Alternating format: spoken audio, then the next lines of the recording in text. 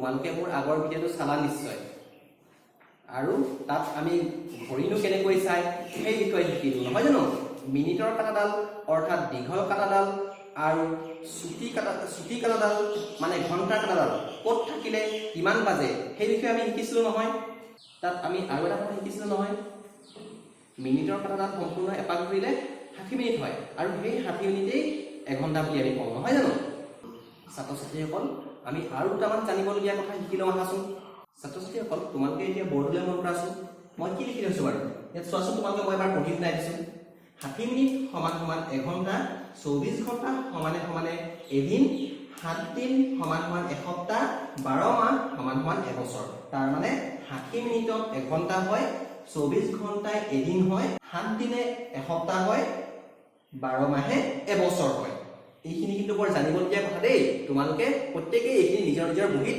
পাতি ল'বা বাৰ তোমালোকে লিখি ললা চাগে নহয় জানো এতিয়া আমি আমাৰ পাঠটোৰ দ্বিতীয় খণ্ডলৈ যাওঁ বলাচোন তাত তোমালোকৰ 53 পৃষ্ঠাত ইংৰাজী 12 মাহৰ কেলেণ্ডাৰ এখনৰ ছবি আছে 2019 বৰ্ষৰ নহয় জানো সকলোৱে কিতাপখনৰ সেই পৃষ্ঠাটো উলিয়াই লোৱা বাৰু ছাত্ৰ ছাত্ৰীসকল তোমালোকে সকলোৱে সেই পৃষ্ঠাটো উলিয়াই ল'লা নহয় জানো তাত চোৱাচোন 2019 বৰ্ষৰ কেলেণ্ডাৰখন দেখা পাইছা তাত কিছুমান ক্ৰিয়াকলাপ তলত দিয়া আছে মন কৰাচোন আৰু সেই ক্ৰিয়াকলাপখিনি আমি কৰিম আৰু তেতিয়া আমি গম পাম কেলেণ্ডাৰ এখনটো কেনেকৈ চাই আমি তাকে কৰো আহাচোন বাৰু প্ৰথম ক্ৰিয়াকলাপটোলৈ মন কৰা তাত কি বুলি কৈছে জানুৱাৰী মাহৰ দ্বিতীয় সপ্তাহৰ শনিবাৰটো আমাক কেলেণ্ডাৰখনৰ পৰা বাছি উলিয়াবলৈ কৈছে আমি এতিয়া কি কৰিম জানানে আমি এতিয়া জানুৱাৰী মাহৰ কেলেণ্ডাৰখনলৈ মন দিম তাত দ্বিতীয় শাৰীৰ শেষৰ সংখ্যাটো চোৱাচোন কি লিখা আছে বাৰু 12 নহয় জানো জানুৱাৰী মাহৰ প্ৰথম শাৰীটো হ'ল প্ৰথম সপ্তাহ আৰু দ্বিতীয় শাৰীটো হ'ল দ্বিতীয় সপ্তাহ আৰু তোমালোকে জানা যে 7 বাৰৰ শেষৰ বাৰটো হ'ল শনিবাৰ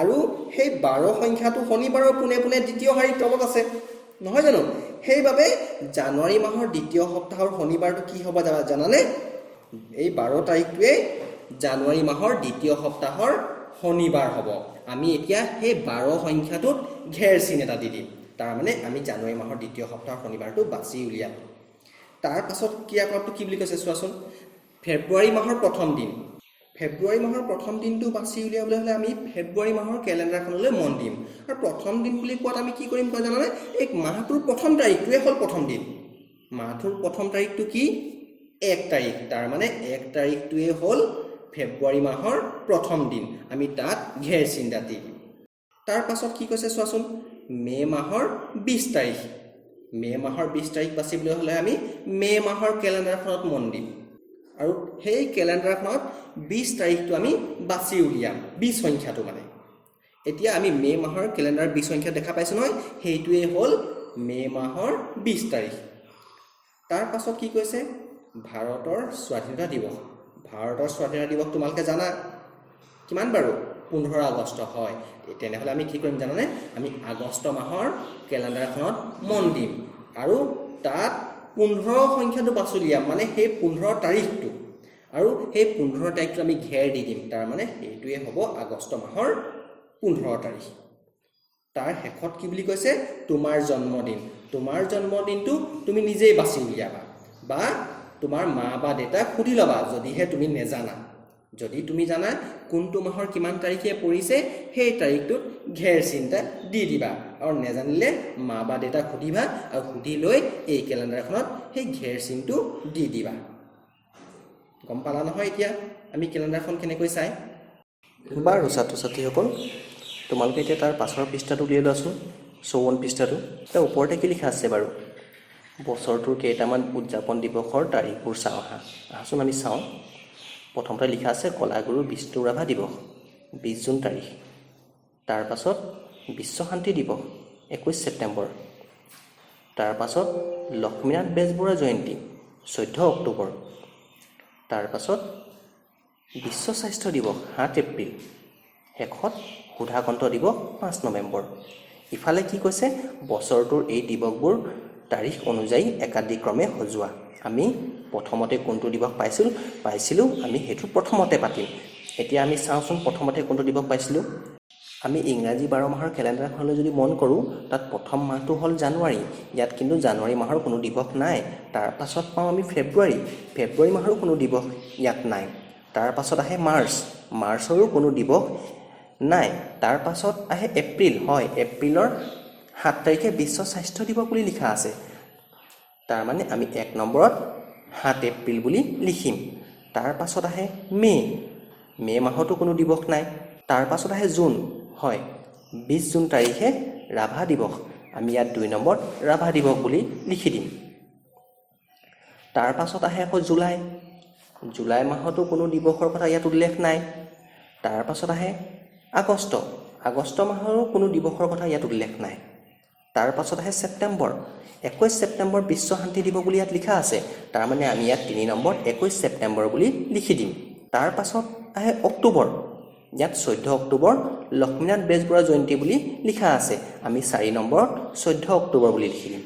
আৰু তাৰ পাছত আহে নৱেম্বৰ, আমি ইয়াত 5 নৱেম্বৰ সুধাকণ্ঠ দিৱস, আমি ইয়াত শেষত 5 নৱেম্বৰ বুলি লিখি দিম। তাৰ মানে এইখিনি একাদিক্ৰমে সজোৱা হ'ল। তাৰ তলতো 2টা প্ৰশ্ন দিছে, মন কৰাচোন। প্ৰথমতে কোনটো দিৱস আহিছে? আমি এই তালিকাখন চাম, আমি লিখিম 7 এপ্ৰিল দিনাখন বিশ্ব স্বাস্থ্য দিৱস আহিছে, নহয় জানো? আমি ইয়াত বিশ্ব স্বাস্থ্য দিৱস বুলি লিখি দিম। শেষত কোনটো দিৱস আহিছে বুলি দ্বিতীয়তে সুধিছে, আমি তাত লিখিম সুধাকণ্ঠ দিৱস। 5 নৱেম্বৰ দিনাখন সুধাকণ্ঠ দিৱস, আমি ইয়াত সুধাকণ্ঠ দিৱস বুলি লিখি দিম। ছাত্ৰ ছাত্ৰীসকল, এতিয়া তাৰ তলত কি লিখা আছে চাওঁ আহাচোন। তাত লিখা আছে দিৱস আৰু তাৰিখ মিলাও আহা। এফালে দিৱসসমূহৰ নাম লিখা আছে, আনফালে তাৰিখবিলাকৰ নাম লিখা আছে, নহয় জানো? আমি এইখিনি আঁচটানি মিলাব লাগে। এইখিনি তোমালোকে গৃহকৰ্ম হিচাপে কৰিবা আৰু মোক হোৱাটছআপত পঠিয়াই দিবা। বাৰু ছাত্ৰ ছাত্ৰীসকল, তাৰ পাছৰ পৃষ্ঠালৈ মন কৰাচোন। 55 পৃষ্ঠা একেবাৰে ওপৰত আছে যে, তাত কি লিখা আছে? অসমীয়া 12 মাহৰ নাম লিখা। এই 12 মাহৰ নাম তোমালোকে গৃহকৰ্ম হিচাপে কৰিবা আৰু মোক হোৱাটছআপত পঠিয়াই দিবা। আৰু এই খালী ঠাইসমূহ পূৰ কৰিবা দেই। ছাত্ৰ ছাত্ৰীসকল, এতিয়া তোমালোকে সেই পৃষ্ঠালৈ থকা বহাগ মাহৰ কেলেণ্ডাৰখনলৈ মন কৰাচোন। এই কেলেণ্ডাৰখন ইয়াত দিয়া আছে আৰু তাৰে 2টামান প্ৰশ্ন তলত দিয়া আছে। আমি সেই প্ৰশ্নৰ উত্তৰসমূহ বিচাৰি চাওঁ আহা। ইয়াত প্ৰথম প্ৰশ্ন দিছে, মাহটোৰ প্ৰথম দিনটো কোন বাৰত পৰিছে? আমি বহাগ মাহৰ প্ৰথম দিনটো মানে 1 তাৰিখ, সেই 1 তাৰিখটোলৈ যাম আৰু তাত 1ৰ ওপৰত কি লিখা আছে চোৱাচোন, দেও, নহয় জানো? তাৰ মানে দেওবাৰ, আমি ইয়াত দেওবাৰ বুলি লিখিব লাগিব। তাৰ পাছত দিছে আকৌ মাহটোৰ শেষ দিনটো কোনটো বাৰত পৰিছে? মাহটোৰ শেষ দিন মানে হ'ল 31 তাৰিখ, বহাগ মাহৰ 31 তাৰিখ। কোনটো বাৰত পৰিছে মানে আমি 31ৰ একেবাৰে ওপৰত থকা বাৰটোলৈ মন দিম, মঙলবাৰ, নহয় জানো? আমি ইয়াত মঙলবাৰ বুলি লিখি দিম। তাৰ পাছলৈ কৈছে মাহটোৰ সোমবাৰ কেইটাত ৰং দিয়া। এতিয়া মাহটোৰ সোমবাৰ কেইটা চোৱাচোন। এতিয়া সেই সোমবাৰৰ তালিকা, সোমবাৰৰ পোনে পোনে থকা সংখ্যাসমূহলৈ মন কৰা। প্ৰথমটো হ'ব 2 তাৰিখ, 9 তাৰিখ, 16 তাৰিখ, 23 তাৰিখ আৰু 30 তাৰিখ। এইবিলাকত তোমালোকে ৰং দি দিবা দেই। তাৰ পাছত আৰু এটা প্ৰশ্ন দিছে, বহাগ মাহত কোনটো বিহু পালন কৰা হয়? তোমালোকে সকলোৱেতো জানাই, আমি ইয়াত ৰঙালী বিহু বুলি লিখি দিম। ছাত্ৰ ছাত্ৰীসকল, তাৰ পাছৰখিনিলৈ মন কৰাচোন। তাৰিখ লিখিবলৈ শিকোঁ আহা। ইয়াত দি থোৱা আছে অমলৰ জন্মদিন 2010 চনৰ মাৰ্চ মাহৰ 17 তাৰিখ। তাৰ জন্মৰ তাৰিখটো আমি এনেদৰে লিখিব পাৰোঁ, নহয় জানো? চোৱাচোন, 17/3/2010, মাৰ্চ মাহটোত বছৰটোৰ 3য় মাহ, সেইবাবে ইয়াত 3 বুলি লিখা হৈছে, মানে 17/3/2010 বুলি লিখিছে। তাৰ পিছত কি লিখা আছে চোৱাচোন। এতিয়া আমি তলৰ তাৰিখবোৰ লিখোঁ আহা। 2019 চনৰ আগষ্ট মাহৰ 12 তাৰিখ, 2019 চনৰ জুলাই মাহৰ 1 তাৰিখ, আৰু কৈছে তোমাৰ নিজৰ জন্মৰ তাৰিখ, মাহ আৰু চন। এই 3টা তোমালোকে গৃহকৰ্ম হিচাপে কৰিবা আৰু মোক দেখুৱাবা দেই।